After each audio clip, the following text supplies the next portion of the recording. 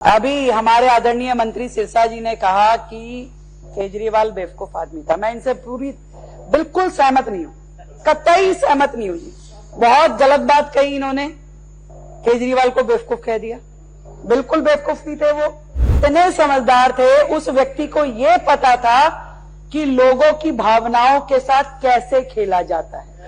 पहले दिन से उनकी क्रियाकर्मों में वो दिखाई देता था। वो मफलर भी पहनते थे तो कारण था। वो व्यक्ति इतना कैलकुलेटिव था कि क्या करने से क्या होने वाला है वो देख लेता था, वो समझ लेता था। माननीय अध्यक्ष जी, अभी हमारे आदरणीय मंत्री सिरसा जी ने कहा कि केजरीवाल बेवकूफ आदमी था। मैं इनसे बिल्कुल सहमत नहीं हूं, कतई सहमत नहीं हूं जी। बहुत गलत बात कही इन्होंने, केजरीवाल को बेवकूफ कह दिया। बिल्कुल बेवकूफ नहीं थे वो, इतने समझदार थे। उस व्यक्ति को यह पता था कि लोगों की भावनाओं के साथ कैसे खेला जाता है। एक डिग्री नहीं थी उनके पास, कई डिग्रियां थी। फाइनेंस की डिग्री थी जिससे वो IRS बने, उनके पास साइकोलॉजी की डिग्री थी जिससे उन्होंने लोगों की भावनाओं को कैसे कब्जा किया जाता है, उनके साथ कैसे खेला जाता है, जनता को कैसे धोखा दिया जा सकता है। और पहले दिन से उनकी क्रियाकर्मों में वो दिखाई देता था। एक्टिंग की भी डिग्री थी, यस, ये सही कहा उन्होंने, प्रवेश जी ने, एग्री। ड्रामा कंपनी की भी डिग्री थी, झूठ बोलने का भी कोई सर्टिफिकेशन कोर्स होगा वो भी था।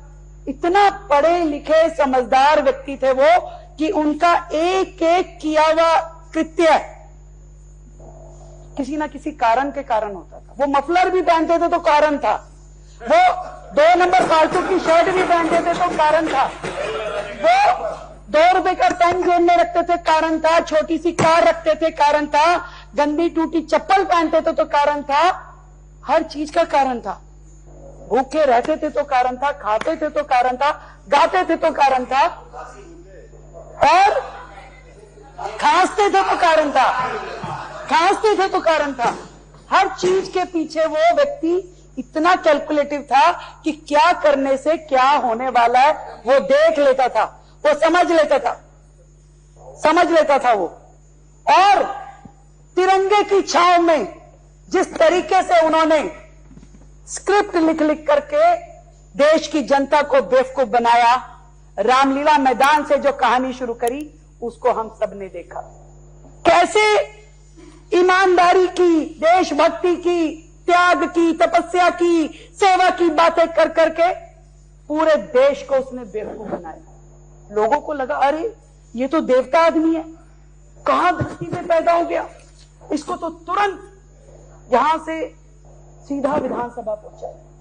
वो आदमी भी बेचारा जनता को दिखाते हुए कि नहीं, मैं चाहता नहीं, परंतु मुझे तो चुनाव लड़ना पड़ेगा, मैं बनना नहीं चाहता मुख्यमंत्री, मुझे बनना पड़ेगा, बड़े बंगले में मेरा दिल नहीं है रहने का, मुझे रहना पड़ेगा, शीश महल बनवाना पड़ेगा, कोई आइटम अगर नहीं भी लिखी हुई उसको लेना पड़ेगा। पत्थर तो महान आत्मा है, व्हाइट संगमरमर के बिना कैसे चलेगा। और वो व्यक्ति जो रामलीला मैदान में वो फर्श पे लेट करके जिसने अपना चेहरा बनाया दिल्ली के आगे, अपने शीश महल में मसाज सेंटर बनवाया उसने। उस व्यक्ति की लिखी हुई स्क्रिप्ट थी कि दिल्ली विधानसभा में फांसी घर।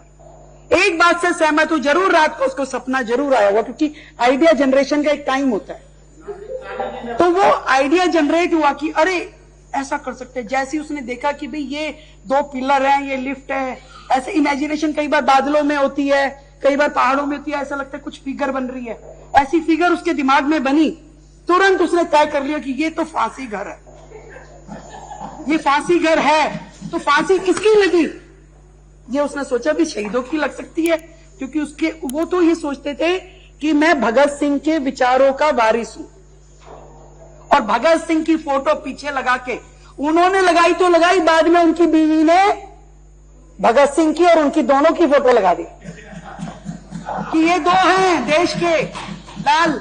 भगत सिंह को तो दुनिया ने माना पर उन्होंने अपने आप को मनवाने के लिए पूरा जोर लगा दिया। तो वो जो लिफ्ट वाला पोर्शन है, मतलब 2 दीवारें में 2.5 फुट की, मैंने भी उसको देखा। मैं कहा देख के तो आऊं, पता नहीं कुछ बोलने से पहले यहाँ पे तथ्य जांच लूं। बिल्कुल सही बात है, यानी किसी आदमी को पकड़ के भी लटका दें तो वो पिलर पकड़ के खड़ा हो सकता है, मैं तो नहीं फांसी लूंगा जी। ऐसी इतनी जगह है वो कि वो नीचे धक्का देने से भी ना जाए। कोई उसमें कौन सी मशीन होती है हमारी, सुपर शक्कर, सुपर शक्कर भी अगर अरे शहीद, वो शहीद जो केजरीवाल के सपना में थे, वो शहीद अनिल झा जी, वो शहीद जो केजरीवाल के सपना में थे।